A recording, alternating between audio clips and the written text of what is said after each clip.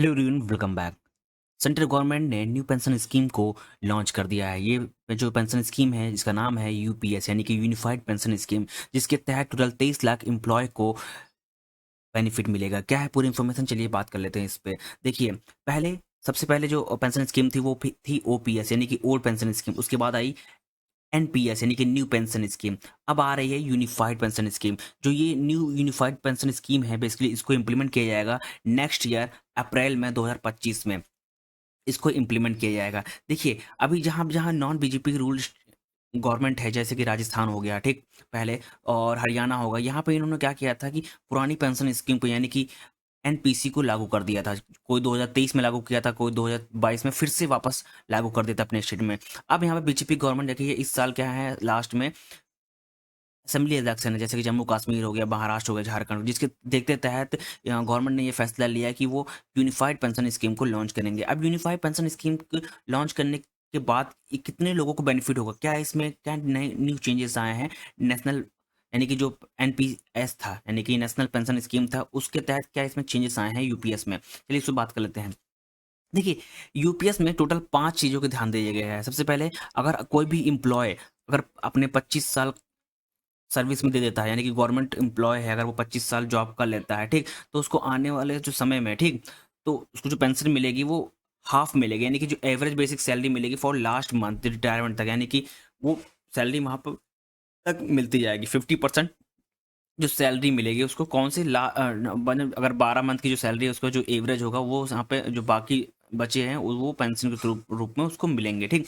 अगर वहीं पे कोई भी एम्प्लॉय अगर अपने गवर्नमेंट सर्विस में अगर वो 10 साल काम कर लेता है, ठीक, 10 साल मिनिमम काम कर लेता है, तो उसको जो सैलरी मिलेगी, जो पेंशन मिलेगी आफ्टर रिटायरमेंट, तो वो क्या मिलेगी, 10,000 रुपये पर मंथ मिलेगी, ठीक। और यहाँ पे एक चीज़ और ध्यान दिया गया है कि यहाँ पे इन्फ्लेशन का ज़्यादा ध्यान दीजिएगा। जैसे जैसे इन्फ्लेशन बढ़ेगा वैसे वैसे आपकी पेंशन भी बढ़ेगी। अगर मान लीजिए पेंशन आपको 10,000 पड़ रही है और इन्फ्लेशन रेट अगर बढ़ गया है, तो आपको ये पेंशन 10,000 नहीं, 10,000 से ज़्यादा ही ये दी जाएगी पेंशन, ठीक।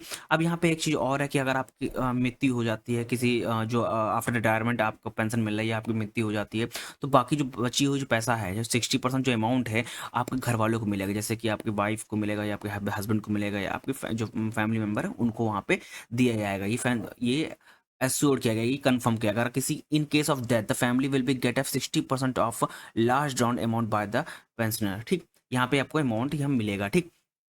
देखिए, अब यहाँ पे क्या था कि पुरानी पेंशन स्कीम और अभी जो लॉन्च हुई है यूपीएस, उसमें क्या बेसिकली है। देखिए, यहाँ पे क्या है कि बेसिकली अच्छे रिटर्न्स हैं आपको मिल रहे हैं यूपीएस के, यानी कि यूनिफाइड पेंशन स्कीम में अच्छे रिटर्न्स मिल रहे हैं। वहीं अगर एनपीसीएस की बात की जाए तो वहाँ पे अच्छे रिटर्न्स नहीं मिलते।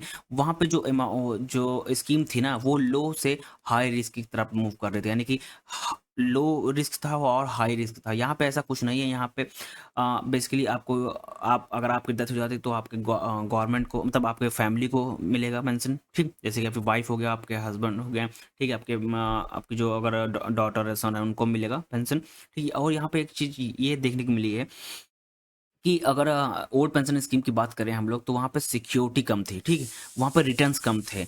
और जो वहाँ पे क्या होता था कि जो एम्प्लॉय थे वो अपना आधा पैसा सबमिट करते थे और गवर्नमेंट आधा पैसा वहाँ पे देती थी, जैसे स्टेट गवर्नमेंट और सेंट्रल गवर्नमेंट, और वही आपको एज अ रिटायरमेंट मिलती थी। बट यहाँ पे ऐसा नहीं है, ठीक। अगर यहाँ पे लिखा हुआ है कि अगर 25 साल आप मिनिमम यहाँ पे काम करते हैं, तो आपकी जो एवरेज सैलरी होगी 12 मंथ की, वो आप आफ्टर रिटायरमेंट आपको यहाँ पे मिलेगी। अगर आप 10 साल यहाँ मिनिमम काम करते हैं गवर्नमेंट उसमें, तो आपको आफ्टर रिटायरमेंट आपको 10,000 रुपये पर मंथ मिलेगा। बट यहाँ पे एक चीज़ और ध्यान दी गई है, इन्फ्लेशन का।